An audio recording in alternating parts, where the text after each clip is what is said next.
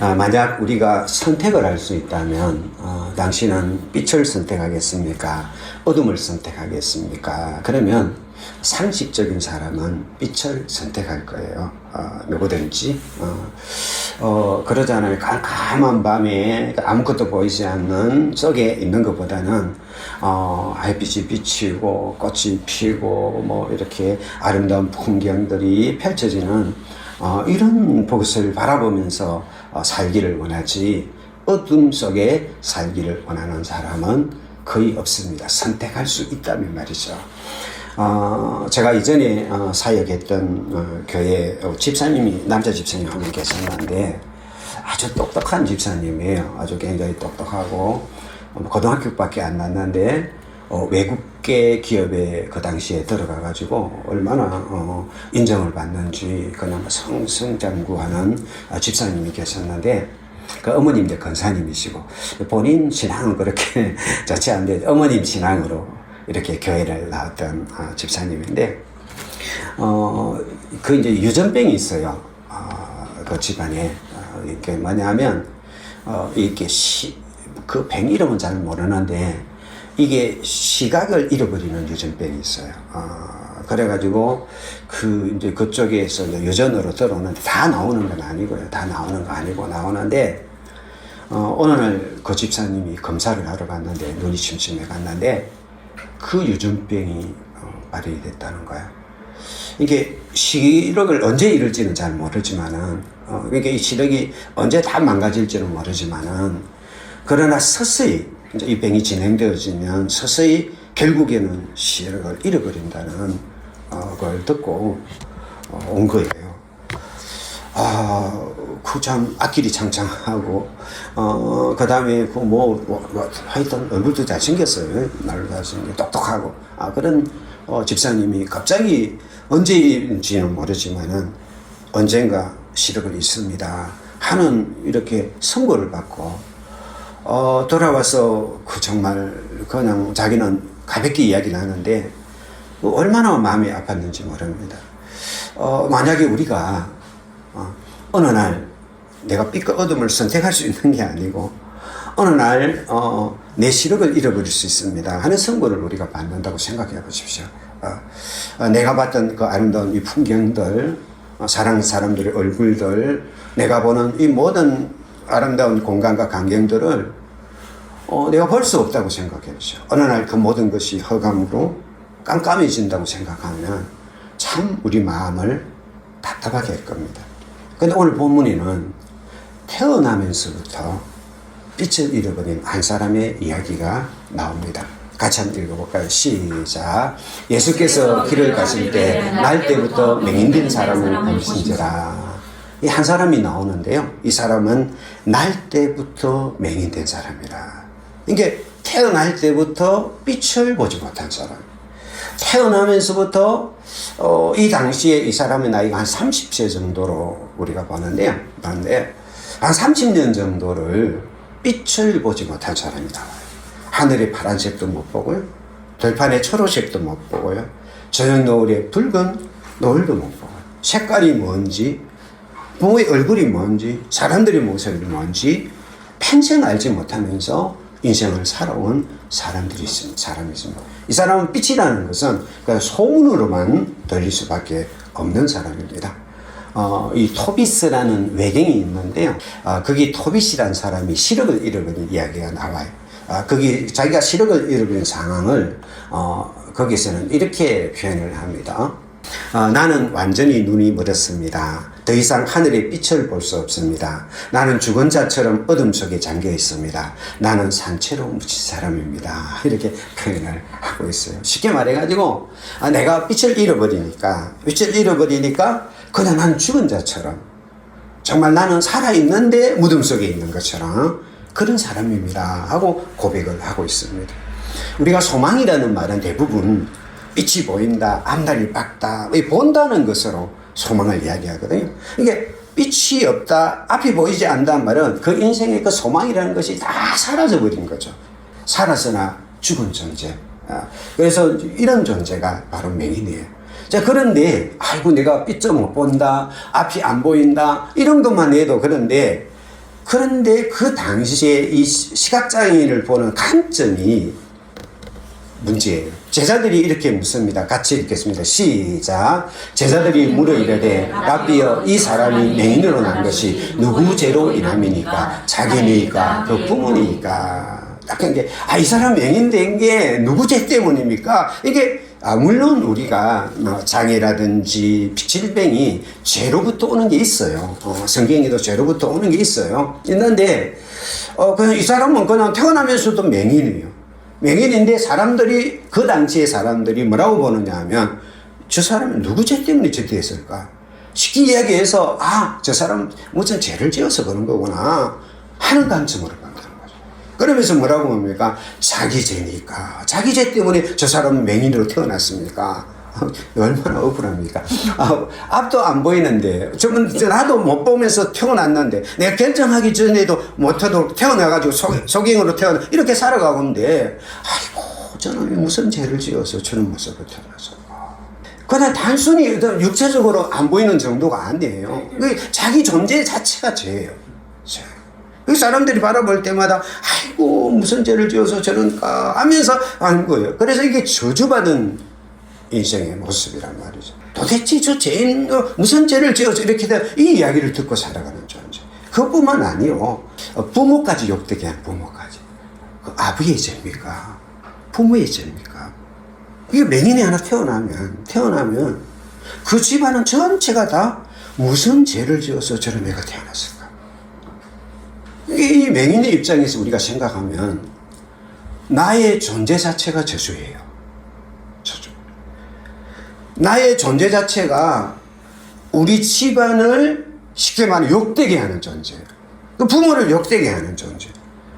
그러니까 이게 태어나면서 30년 동안 들었던 이야기예요. 저 누구 죄야? 부모의 죄일까? 제 죄일까? 그런 인생. 이게 오늘 본문에 나오는 나면서 맹인된 사람이 이야기예요. 그러면 이 나면서 맹인된 사람 이야기니까 그 사람만 맹인이겠구나 이야기하지만은 아닙니다. 이 맹인의 이야기는 그냥 2000년 전에 그 있었던 그 예루살렘에 있었던 맹인의 이야기가 아니라 그건 바로 우리의 이야기이기도 합니다. 요한복음에 보면 나중에 이 맹인이 눈을 떠서 이제 예수님이 그런 이야기를 합니다.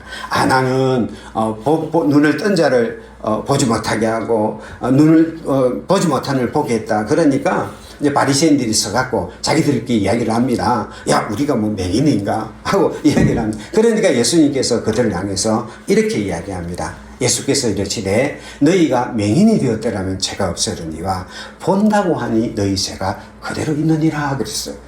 이게 그 당시 사람들은 우리는 보고 저 사람 맹인이니까 저 사람은 죄인인데 근데 예수님은 거꾸로 이야기하는 거예요. 야, 너희들 본다고 말하지만 아니야, 너희가 맹인이야. 이게 영적 맹인이 있다는 거예요. 영적 맹인. 여러분, 지금 우리가 살고 있는 이 시대가 정말 정보화의 시대입니다. 정말 이게 우리가 스마트폰 안에도 온갖 정보들이 다 옵니다. 우리 사모님도 잘 모르는데 어저께 보니까 대전에 불났네. 나보다 더 빨리 알더라고요. 뭐 이란하고 미국하고 전쟁이 벌어졌는데 어떤 이걸 나보다 더 빨리 누구든지 알아요. 이 정보가 막 헐도 넘치는데 그럼에도 불구하고 우리나라가 OECD 최고 수준의 자살률이고요. 좋습니다.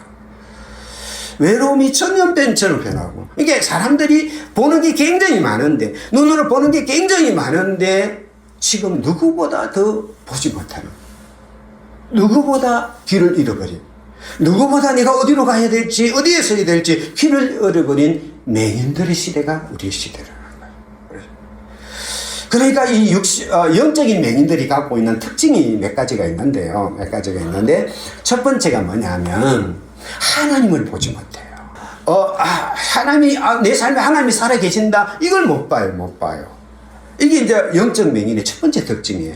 하나님이 없는 게 아니라 하나님을 못 봐요. 하나님을 볼 수 없는 눈이 멀어졌어요. 두 번째는 뭐냐 하면 자기 자신을 못 봐요. 자기 자신. 아, 나는 남보다 낫다. 아, 저 맹인, 저 죄인. 이렇게는 하는데 자기들이 어떤 영적인 맹인인지 자기 자신을 못 봐요. 그래서 예수님이 야, 너희가 차라리 맹인으로 알면 죄가 없는데 너희가 참 맹인인데도 맹인이 아니라고 말하니까 너희 죄가 있다. 그렇게 말하는 거예요. 자기를 못 봐요. 이게 내로남불. 다른 사람이 다 티는 보는데 자기는 못 봐요. 그 다음 세 번째로는 내 삶의 의미를 못 봐요. 내가 살아야 될 이유를 모르겠어. 내가 이게 빛이 없으면 방향을 잃어버려요. 어디로 가야 될 길을 잃어버려요. 그러니까 내가 어디로 가야 될지를 못 보는 거야. 이게 영적 맹인이에요. 네 번째로는 다른 사람을 못 봐요. 다른 사람의 고통이나 아픔이나 이런 걸 못 봐요. 그 자기밖에 몰라요. 자기.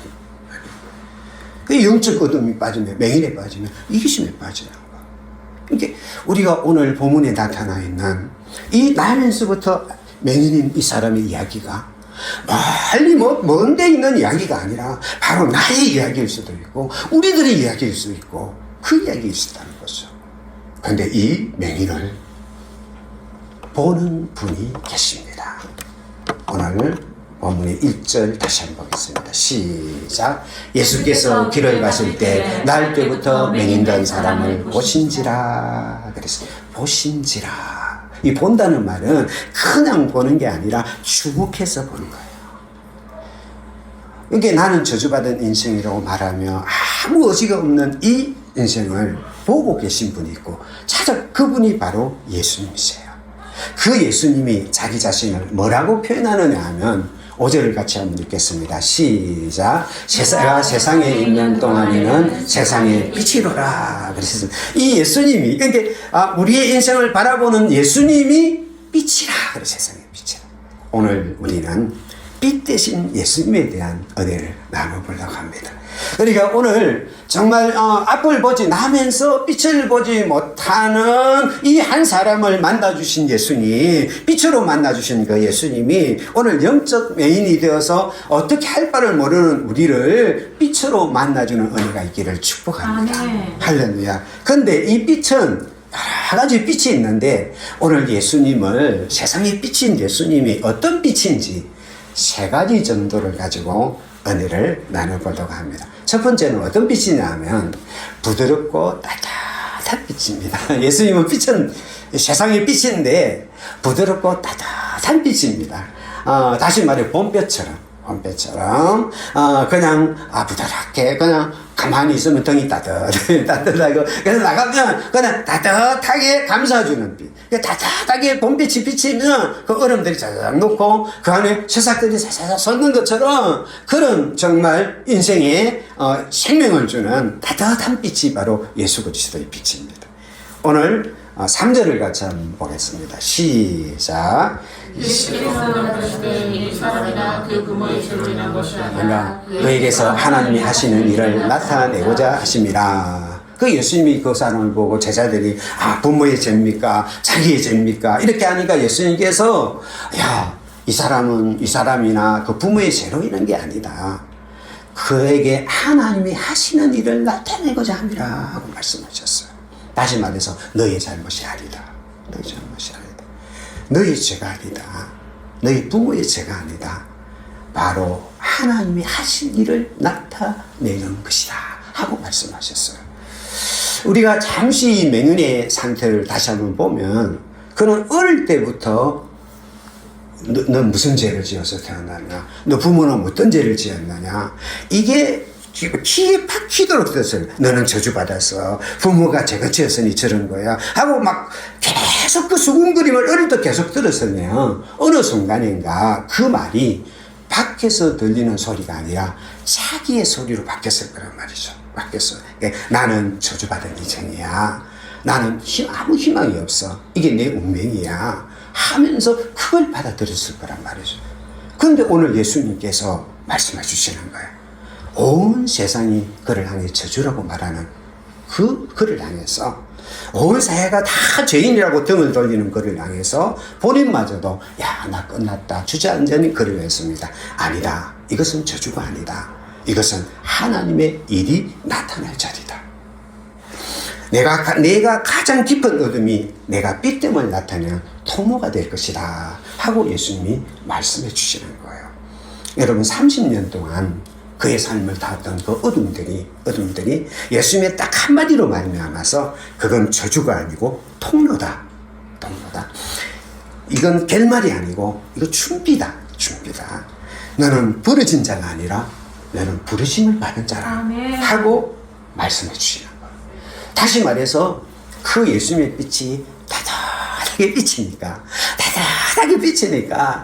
그냥 저주받은 인생이고 그냥 자기는 저주의 덩어리고 자기는 어둠이고 자기는 빛이 하나 없고 자는 존재할 이유도 없고 왜 살아야 되는지 이유도 없고 내가 살아가는 그 자체가 부모에게 폐가 되고 사회에게 죄가 되는 그런 존재라고 생각했던 그의 삶에 예수님의 따뜻한 빛이 비치니까 너의 그 어둠이 장애가 아니라 너의 어둠이 저주가 아니라 어둠이 하나님의 영광을 나타낼 통로라고 말씀하여 주시는 거예요.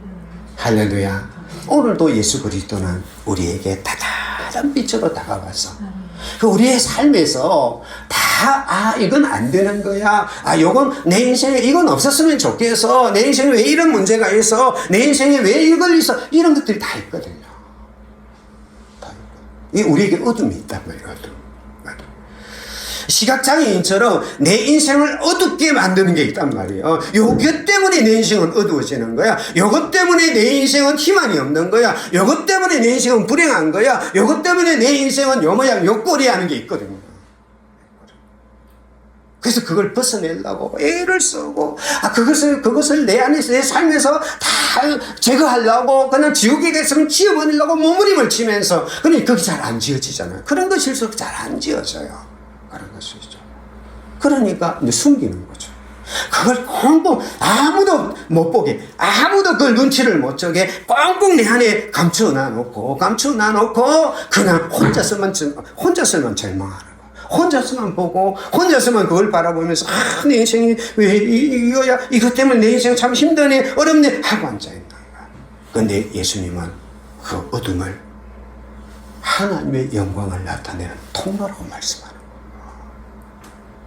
그 어둠이 너를 저주 있게 만드는 것이 아니라 너 어둠이 내 인생을 망친 것이 아니라 내 인생을 저주로 만든 것이 아니라 그 어둠이 나의 하는 일을 나타내는 통로라고 말하는 거야. 그 빛으로 다가오는 거야.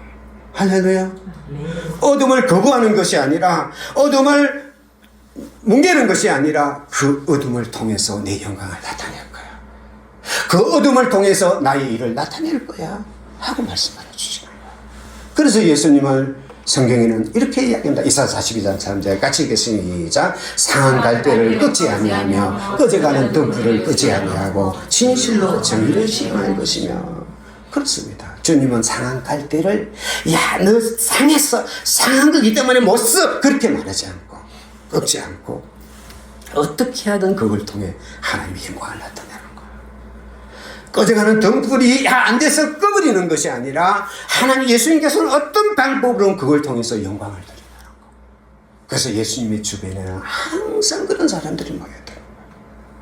인생의 어둠을 가지고 있는 자들, 인생의 절망을 가지고 있는 자들, 그것 때문에 정말 내 인생은 망쳤다고 생각하는 사람, 그것 때문에 내 인생은 끝났다고 생각하는 사람들이 다 예수님께로 몰려오는 거예요. 다 몰려오는데 그 몰려오는 그 인생들마다 예수님의 영광이 나타나는 거예요. 때로는 소경이, 때로는 나병한 자가, 때로는 죄인이라고 말하는 자들이 다 오는데 그 예수님의 부드러운 뼈 앞에서 살아나는 것을. 할렐루야. 봄볕이 쫙 비치면, 봄볕이 쫙 비치면, 다 그 얼어 죽었던 땅에 막, 새싹이 돋듯이, 그 꽁꽁 얼었던, 그 얼음들이 다 녹듯이, 얼음장처럼 차가워진 내 인생에, 어둠이라고 생각했던 내 인생에, 저주라고 생각했던 내 인생에, 부드럽고 따뜻한 주님의 빛이 임하면, 우리가 살아나는 거예요. 예수 그리스도는 봄볕처럼 따뜻한 빛이에요. 그래서 요한복음 1장 4절에는 이렇게 이야기합니다. 같이 읽겠습니다. 시작. 그 안에 생명이 있었으니 이 생명은 사람들의 빛이라 그랬어요. 이 따뜻한 빛은 생명이라는 거예요. 이게 예수님이 있는 그 생명이 우리에게 흘러나올 때 뭘로 흘러나오면 빛으로 흘러나와요. 그 태양의 봄빛의 생명이 얼어붙은 그 몸의 대지 위에 다 죽었던 대지 위에 내리면 그게 생명의 싹이 쳤듯이 오늘도 예수 그리스도는 우리의 삶을 만지고 두드리고 다가와서 우리를 살리는 줄 믿습니다. 여러분, 이 봄볕은요 강렬하지는 않습니다. 강렬하지는 않아요.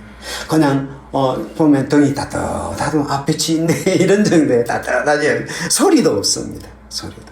어느 순간인가 등이 따뜻해지고 언 땅이 풀리고 어느 순간인가 죽은 것 같은 땅에서 씨앗이 싹을 틔우고요. 어느 순간인가 정말로 그 빛은 맹렬하지도 않았는데 내 안에서 생명이 할렐루야, 내 안에 희망이, 내 안에서 소망이 막 살아나게 만드는 빛, 할렐루야. 이게 봄볕 같은 예수의 빛이에요. 강하지는 않습니다. 부드럽습니다. 그러나 얼음도 깨트립니다. 죽은 씨앗도 살립니다. 부드럽지만 강한 생명의 빛입니다. 어둠을 향해 다가 맹렬하지 않습니다. 어둠 속으로 들어가서 그 안에서 어둠을 녹여내버립니다. 어둠에 있는 그것을 보고 야 내가 이렇게 하는 게 아니라 어둠 가운데 들어오셔서 그 어둠을 내 안에서 다 녹여. 이게 예수님의 빛이에요. 할렐루야. 그 다음에 예수님의 빛은 두 번째로 어떤 빛이냐, 강력한 빛입니다. 오늘 본문을 다시 한번 읽겠습니다. 시작. 이 말씀을 하시고 땅에 침을 뱉어 진흙을 이겨 그의 눈에 바르시고 이르시되 실로암 못에 가서 씻으라 하시니 실로암은 번역하는 보냄을 받은 뜻이라 이에 가서 씻고 밝은 눈으로 왔더라 그랬습니다. 이게 예수님의 빛은 부드러운 빛이기도 하지만 굉장히 강력한 빛이기도 합니다. 뭐 엑스레이가 딱 비치면 굉장히 강력한 빛이 들어가면 그냥 그 균들이 딱 소멸되는 것처럼 또 이제 강한 빛입니다. 오늘 예수님께서 빛은 그냥 부드럽게 그를 감싸 안을 뿐만 아니라 이 맹인된 30년 맹인된 사람의 어둠을 박살내는 빛입니다. 어떻게 그 빛을 어둠을 박살냅니까? 오늘 보니까 땅에 침을 뱉어 진액을 이어 그의 눈에 발랐어. 주님은 야 나의 영광을 나타내는 게 하고 끝나는 것이 아니라 예수님께서 직접 이 땅에다가 침을 뱉었어요. 뱉어가지고 그걸 진흙하고 막 이겼습니다. 이겨가지고 그래가지고 그 석행의 눈에다가 이렇게 딱 발라줬습니다. 여기서 침은 두 가지 의미가 있는데 하나는 뭐냐면 그 저주의 의미가 있어요. 그러니까 내가 저주한다. 그럼 침을 택 뱉어요. 우리가 침을 뱉다. 아이고 더러워 택. 아이고 택. 이게 그러니까 쉽게 말해서 이 소갱이 저주받은 인생이니까 한 평생 받아보면 침뱉음을 당한 사람이죠. 택하다. 진흙은 흙은 수치라는 의미를 갖고 있어요. 우리가 흙 가운데 뒹군다는 것은 수치라는 거예요. 이게 주님이 침을 뱉어서 흙을 가지고 이겼어요. 그러니까 저주와 수치를 이렇게 그걸 가지고 눈에다가 발랐어요. 이 말은 무슨 의미가 있느냐 하면 예수님은 이 저주를 선으로 바꾸고 수치를 선으로 바꿔서 당신의 빛을 드러내는 통로로 삼는다는 거예요. 우리 인생에 때로는 수치가 있고 우리 인생에 있는 이걸 주님께서는 이걸 선으로 바뀌어서 침을 뱉어서 어떻게 합니까? 실로암에 가서 씻어라 하고, 이 실로암은 밑에 한참 가면 있는 큰 어떤 학자들이 말하면 수영장처럼 큰 이 샘이 있어요. 이스라엘 예루살렘에 샘이 있는데 거기 가서 씻으라. 그런데 보냄을 받았다 그런 뜻을 갖고 있는데, 그래서 이 사람이 가서 그것을 씻었더니 밝은 눈으로 돌아왔다 그랬어요. 이게 쉽게 이야기해서 예수님은 그 맹인의 그 어둠을, 예수님의 그 빛은 순식간에 그 어둠을 박살내고 밝은 눈으로 바꿔놓는다. 할렐루야, 할렐루야. 오늘도 예수 그리스도는 우리의 삶에 있는 영적 그 모든 어둠을 예수님의 그 능력으로 순식간에 밝음으로 바꿔 그 놓을 수 있는 분이 우리 주님인 줄 믿습니다, 여러분. 그래, 한번 상상해 보십시오. 그 소경이 눈을 이렇게 해가지고 그 실로암까지 어떻게 갔겠습니까? 꽤 거리가 멀거든요. 그래서 예수님이 그 성전을 문 앞에 나왔을 때 이 소경을 만났는데, 이렇게 발라주고, 야, 실로암에 가서 씻어라. 그러면 그 굉장히 계단도 있고 굉장히 멀어요. 어떻게 갔겠습니까? 아마 그 주변의 사람들이 아마 도와줬지 않겠습니까? 못하니까. 그러니까, 갔어요. 그리고 갔는데, 눈을 씻었는데, 눈이 보이는 거예요. 다 물이 보이는 거예요. 손이 보이는 거예요. 하늘이 보이는 거예요. 주변에 있는 그 아름다운 풍경들이 보이는 거예요. 그때 이 소경의 마음이 어떤 마음이 들어요. 이게 상상할 수 없는 일이 그 일이 삶 속에 일어나는 거예요. 아마 그 안에서 그 소경은 거기서 아마 팔짝팔짝 뛰었을 겁니다. 말할 수 없는 기쁨으로 뛰었을 것입니다. 그냥 가만히 있지 않았을 겁니다. 그렇게 돌아온 거죠. 그의 눈이 밝아졌을 때 얼마나 그게 단순히 소경의 그 기쁨만이 아니라 그게 모여있는 모든 사람들의 기쁨으로 바뀌었습니다. 오늘도 예수 그리스도는 우리의 삶에 오셔서 내 인생의 눈을 열어서 기쁨으로 내 인생을 바꾸는, 할렐루야, 빛이 되게, 어둠을 빛이 되게 만드는 강력한 빛이 예수 그리스도인 줄 믿습니다. 할렐루야. 그래서 바울이 이런 고백을 하거든요. 나는 하나님의 교회를 박해하였으므로 사도라 칭함을 받기를 감당하지 못할 자니라. 그러나 내가 나된 것은 하나님의 은혜로 된 것이니 내가 모든 사도보다 더 많이 수고하였으나 내가 한 것이 아니요 오직 나와 함께 하신 하나님의 은혜로라. 그래. 이게 사도 바울은 공부를 엄청난 사람이거든요. 율법 공부를 엄청나게 한 사람이고 진짜 똑똑한 사람인데 영적 맹인이었단 말이죠. 하나님을 못 보고 예수님을 못 보고 그러면 그 교회를 핍박하던 영적 맹인이었어요. 영적 맹인인데 다메섹 교상에 예수님께서 그의 눈을 뜨게 해주신 거죠. 그러니까 그때부터 나의 나된 것, 지금 사도가 되어서 이렇게 막 달려가게 된 것은 예수님의 은혜라 고백하거든요. 할렐루야. 오늘도 예수님께서는 우리 인생의 어둠들을 영적 맹인된 우리를 밝은 눈으로 바꿔놓을 줄 믿습니다. 밝혀주실 줄 믿습니다. 보지 못했던 하나님이 환히 보이고, 할렐루야, 보지 못했던 길이 열려지고 보지 못했던 내 삶의 의미가 발견되어지는, 그래서 인생이 천천연생을 할렐루야 칼라로 바뀌어지는 그런 영적 눈이 뜨여지는 은혜가 있기를 축복합니다. 이 은혜를 경험한 대표적인 사람이 이 친구예요. 닉 부이친인데, 이 사람이 이제 태어날 때부터 팔다리가 없는 이런 사람인데, 어린 시절에 엄청난 왕따를 당했어요. 이 왕따를 당할 수밖에 없죠. 그래서 외롭고 당했어요. 그러니까 아주 어릴 때부터 애가 기도를 하는 거예요. 하나님, 나 좀 이렇게 팔도 나오고 다리도 다 나오고 이렇게 해주세요. 기도를 하는데 그게 안 듣는 거예요. 그러니까 애가 8살 때부터 자살을 생각했다고 그래요. 자기 간증을 들어보면, 네 부채 간증을 들어보면 자기 8살 때부터 자살을 생각했다고. 10살이 됐을 때는 이제 욕조에 이제 자기가 들어가서 물로 빼놓고 이제 죽으려고 이제 이렇게 다 했는데 마침 엄마가 발견해가고 살아나기도 하고 막 이런 인생을 살았어요. 그런데 그 당시에는 하나님이 계시다면 나를 왜 이렇게 만드셨는가? 이게 이제 자기의 질문이었다는 거예요. 그러면서 내 인생에 무슨 희망이 있겠는가 하고 살았다는 거예요. 그러다가 그의 인생에 결정적인 사건이 하나 일어나는데, 그게 뭐냐, 그가 15살 되더니 성경을 읽다가 오늘 우리가 읽었던 요한복음 9장을 읽은 거야. 그 요한복음 9장을 읽다가 거기 보니까 시각장애인이 나오는데, 제자들이 이 사람 맹인으로 난 게 누구의 죄입니까? 그때 예수님이 오늘 했던 3절의 말씀을 잘 읽은 거예요. 이 사람이나 그 부모의 죄로 인한 것이 아니라 그에서 하나님이 하시는 일을 나타내고자 함이라. 이게 눈에 들어온 거예요. 15살에. 그런데 이게 딱 눈에 들어오는 순간에 그의 인생이 바뀌어져. 이 구절이 딱 눈에 들어온 순간 그의 어두웠던 인생이, 절망했던 인생이 예수 그리스도의 빛이 확 들어온 거예요. 그때 뭐냐면 그가 이런 고백을 합니다. 그 말씀을 통해 나의 장애나 이 장애가 벌이나 우연이 아니라 하나님의 영광을 나타내기 위한 특별한 목적이 있구나를 깨달은 거예요. 자기 전까지는 나는 무슨 벌을 받아서 나는 무슨 일 이렇게 생각했는데 딱 그걸 읽는 순간 특별한 목적이 있겠구나 하고 깨닫는 순간에 그 인생이 바뀌었어요. 뭘 바뀌었느냐 하면 일단 관점이 바뀌었어요. 나에게 왜 이런 일이 일어났느냐 지금까지 이렇게 물었는데 그 빛이 들어온 순간부터 하나님이 나를 통해 무엇을 하실까를 묻기 시작했다. 하나님이 이런 나의 모습을 타고 어떤 일을 하실까? 하나님이 나의 이 모습을 통해서 무슨 특별한 일을 하실까? 하나님의 영광을 어떻게 나타나실까? 이런 질문으로 바뀌었다. 두 번째로는 자기 사명을 밝게 됐다. 하나님은 팔다리가 없는 자신을 통해 가지고 많은 사람의 희망을 전해줄 수 있게 하는구나는 자기의 사명을 발견했어.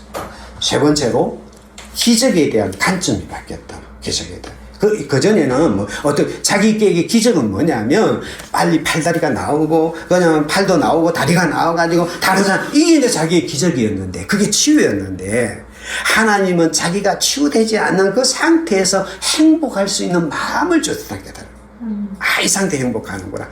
그러면서 하나님은 내게 기적을 베풀지 않았지만은 이 치유의 기적을 베풀지 않았지만은 내가 다른 사람에게 하나님의 기적이 되면 되는구나. 내가 다른 사람이 하나님의 기적이 되면 되는구나. 이게 예수 그리스도의 빛이 딱 들어오니까 그의 인생에 희망이 아무것도 없고 절망밖에 없었던 그 인생에 예수의 빛이 들어오니까 완전히 그 인생이 바뀌어요.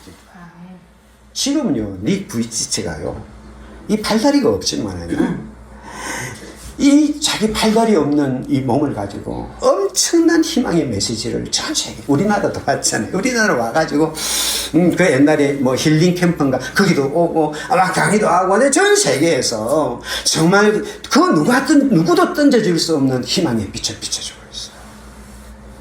우리는 닉 부이치치 같지는 않잖아요.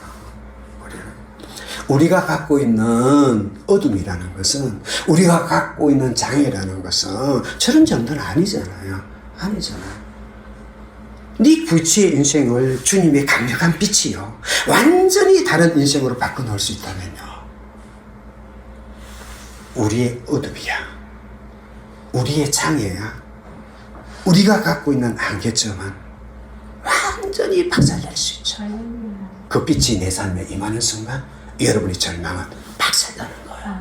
그 빛이 여러분 사이에 임한 순간 여러분의 한계는 박살나는 거예요. 여러분을 하여금 전혀 새로운 삶의 발걸음으로 세워가게 만드는 은혜가 있는 줄 믿습니다. 우리 신도함 찬양을 하겠습니다.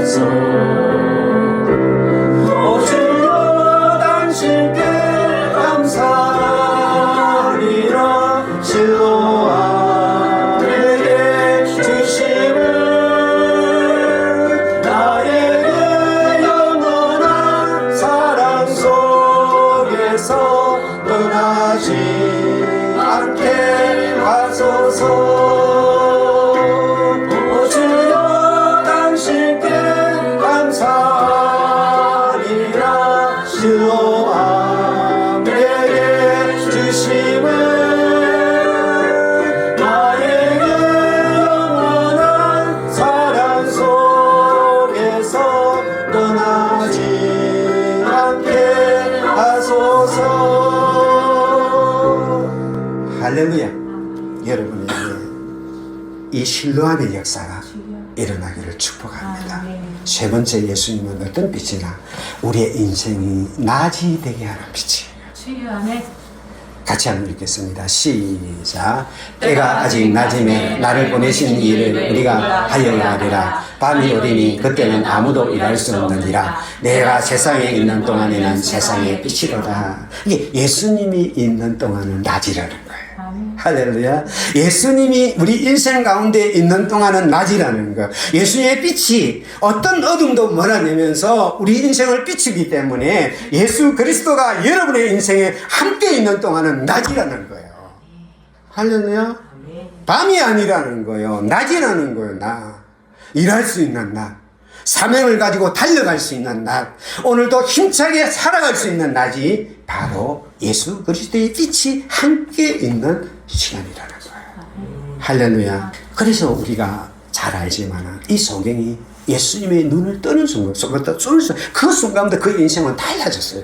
그 이전에는 막 했던 인생이 이제는 누구 앞에서나 당당하고요. 누구 앞에서나 당당하게 걸어가는 그 바리새인 앞에서도 당당하게요. 쫓겨나서도 당당하고요. 예수 그리스도를 믿으며 걸어가는 전혀 다른 인생이 되었어요. 여러분, 예수 그리스도가 빛 가운데로 우리 인생에 오면 단순히 눈만 떠여지는 것이 아니라, 단순히 나의 어둠만 밝아지는 것이 아니라 내 인생의 모든 것들이 다 밝아져요. 아멘. 할렐루야. 아멘. 그래서 빛 가운데 걷는 삶을 한마디 이야기한 몇 가지를, 첫 번째는 걷는 게 다릅니다. 걷는 거야.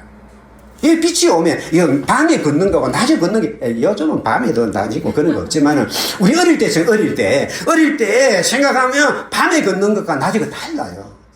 밤에 걷는 엉금엉금, 어디로 가면 몰라요. 엉금을 걸어요. 낮에 걸을 때는 당당하게 내가 어디로 가는지 싹 걸어요. 왜냐, 어디로 가는지 알고 그러니까요. 그래서 에베소서 빛의 자녀들처럼 행하라 그랬거든요. 그러니까 우리가 빛 가운데로 이제 걷는 거예요. 그 걷는 게 다르요. 하루를 시작하는 게 다르고요. 하루를 걸어가는 게 다르고요. 인생을 살아가는 게 달라요. 왜 사는지 몰라요가 아니에요. 나는 이 길을 갈 거야. 걷는 게 달라요. 그 다음에 두 번째로는 보이는 것이 다릅니다. 여러분, 사람들이 처음에는 짐처럼 보이는 인생이 선물처럼 보이기 시작하고요. 반복되는 하루하루가요, 은혜로 보이기 시작하고요. 내가 왜 사는 거기 다르기 때문에 보이는 게 달라요. 그냥 인생이 칼라로 보여요. 칼라. 청천의 칼라로 보여요. 빛 가운데로 있습니다. 부부가 서로를 쳐다보도 보는 게 달라요. 부모가 자녀를 달라요. 그냥 직장 생활도 달라요. 내가 빛 가운데 있으니까 다르게 다 이쁘게 보이는 거예요. 아름답게 보여요. 할렐루야. 밤중에는 이게 뭐가 모르잖아요. 모르니까. 그런데 꽃을 봐도 꽃이 모르잖아요. 근데 햇빛이 비치면요, 그 햇빛을 받아가고 색깔들이 막 살아나면서요, 보는 것이 달라요. 그 다음에요, 두려움이 사라져요. 왜냐, 안 보이니까 겁나는 거예요. 뭘 모르니까 무서운 거예요. 그런데 이제 보여요. 보이는데 겁낼 사람이 없죠. 할렐루야. 방에 모이면, 어이구, 불 켜놓으면 겁낼 게 하나도 없잖아요. 그래서요, 무엇이 와도 겁잘 게 없어요. 빛 가운데로 우리가 걸어가면요, 대낮에 걸어갈 때 두려움이 사라집니다. 그 다음 네 번째로, 내가 빛이 됩니다. 이제는 내가 빛 가운데 들어가니까, 이제는 내가 다른 사람들의 빛이 되는 거예요. 다른 사람들이 내 모습을 보고, 아이고, 집사님, 아이고, 사모님, 어떻게 권사님 이렇게 살 수 있어요? 하고 빛이 되는 거예요. 나도, 그렇게 살고 싶어요. 나도 그렇게 행동하고 싶어요. 어떻게 그렇게 생각할 수 있어요? 하고 빛이 되는 거예요. 이것이 어떤 삶이냐? 총천연식 삶이에요. 컬컬러의 삶이에요. 어떤 날은 기쁨의 색도 있고, 어떤 날은 슬픔의 색도, 어떤 날은 고난의 색도 있지만은, 그 모든 색들이 그 빛들, 예수님의 빛 앞에서 다 의미를 가져가지고, 인생이 흑백이 아니라, 인생이 하나님이 창조하신 그 아름다운 모든 본래의 색깔을 갖고 빛내기 시작하는 거예요. 이것도 의미가 있고, 저것도 의미가 있고, 이것도 총 컬러를 보기 시작해요. 주님의 빛 가운데 걸어갔던 우리가 예수 그리스도의 빛 앞에 서게 되면 전혀 달라, 인생이 완전히 달라져요. 여러분의 삶이 다 달라지는 은혜가 있기를 축복합니다. 아멘. 이웃의 얼굴이 달라 보이고요. 아침 햇살이 달라 보이고요. 밥상의 음식이 달라 보이고요. 그래서 이게 빛 가운데로 우리가 걸어가는 이 아름다운 모습이 여러분과 저의 삶이 되기를 축복합니다. 기도하겠습니다. 사랑하는 하나님의 은혜를 진심으로 감사를 드립니다. 주님이 우리의 빛이 되셔서 봄볕처럼 생명을 주는 빛이 되셔서 우리의 어둠과 우리의 절망을 소망이 되게 하시고 하나님의 영광을 나타내는 통로로 만들어주신 은혜를 진심으로 감사를 드립니다. 예수 그리스도가 강력한 빛이 되어서 사망의 어둠을 깨뜨리고 절망의 어둠을 깨뜨리고 우리의 눈을 뜨게 하시고 우리를 새로운 세상 가운데 일어서게 하여 주신 은혜를 진심으로 감사를 드립니다. 그 예수의 빛이 우리를 떠나지 않아서 우리의 평생이 낮이 되어서 그 빛 가운데로 걸어가는 우리의 삶이 되게 만들어주심을 감사합니다. 그 빛된 주님을 바라보고 걸어가는 한 주간이 되게 하옵소서. 예수님 이름으로 기도드립니다. 아멘.